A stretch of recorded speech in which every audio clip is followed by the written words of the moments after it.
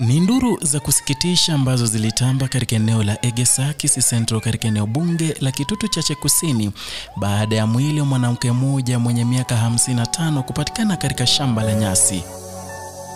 Kwa kutazama mwili huu, mama huyu anayejulikana kama Helen Mongina huenda alifanyiwa unyama wa kiwango cha juu, kwa maana kichwa chake kilikuwa kimekatwa, sehemu za siri kunyofolewa na vilevile hakuwa na mkono mmoja.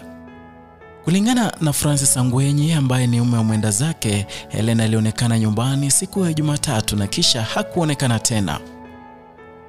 Ingawa familia haikupiga ripoti kwa kituo cha polisi kuhusiana na kupotea kwa mama huyu, walijaribu kuuliza dada yake na vilevile kupiga simu kwao nyumbani, japo hawakufanikiwa kumpata. Vilevile Francis alisema kuwa huenda mwili huu uliletwa na kutupwa mle shambani usiku wa kuamkia siku ya Alhamisi, kwa kuwa Jumatano alikuwa ametafutia ng'ombe nyasi kwa shamba hilo ila hakuona mwili huo. Aidha, alisema kuwa hakukuwa na malumbano katika familia hiyo, ila walikuwa wameuza kipande cha ardhi na wakaelewana kama familia kwa jumla kile wangefanyia hela hizo. Mimi ni Francis Angwenyi, bwana wa marehemu. Bibi yangu alitoka siku ya Jumatatu na leo ndio mwili wake umepatikana hapa. Kwa kweli hatujawahi kuwa na malumbano ya kifamilia, japo niliuza kipande cha shamba nikapata pesa kidogo tulikuwa tunatumia, ila sitasema kwamba pesa hizi ndio zilisababisha kifo chake.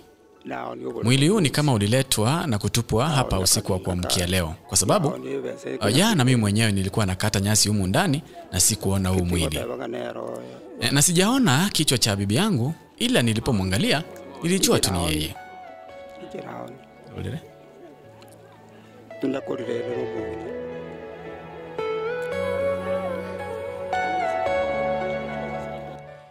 Joseph Ondieki ambaye ni ndugu ya Francis vilevile alizungumza nasi akisema kuwa ilikuwa ni hulka ya mama huyu kupotea nyumbani kitu wiki 2 au 3 na baadaye anarejea nyumbani, ila wakati huu ilikuwa tofauti.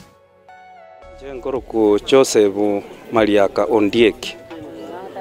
Mimi ni ndugu yake Francis ambaye bibi yake ameuliwa. Huyu mama huwa anatoka tu na kuenda kwa wiki 2 hivi na anarejea tu. Ila alipotoka hapa siku ya Jumatatu, leo ndio mwili wake umepatikana hapa. Sijui kile kiliwafanya kutekeleza kitendo hiki, ila kama ni deni la mtu alikuwa nalo, angesema tu tumulipe. Lakini yale ko bangane deni ya yabwata ale gocha tomoe.